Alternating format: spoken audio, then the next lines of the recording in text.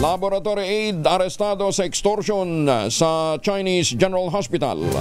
Detalye ng balita mula kay Boy Gonzales, RH29. Boy, good morning. Good morning, Kuya Angel. Inaresto ng mga tao ng Manila Police District Santa Cruz Police Station ang isang laboratory aide ng Chinese General Hospital dahil sa pangingikil kapalit ng umunoy tulong na sa pagkuha ng guarantee letter mula sa DSWD. Kinilala ng MPD ang suspect na si Dennis De La Cruz, 42, residente ng Tondo, Maynila.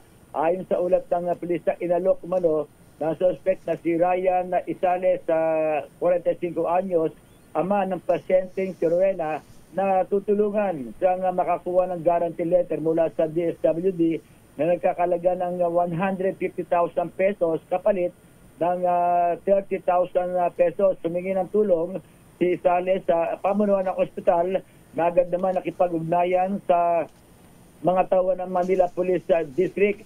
Naglatag ng operasyon ng mga pulis sa loob ng ospital at tanggapin ang suspect ang halagang 30,000 pesos mula sa complainant. Agad siyang dinampot ng mga pulis. Recover sa suspect ang sobre na naglalaman ng pera, isang guarantee letter mula sa DSWD at iba pang dokumento.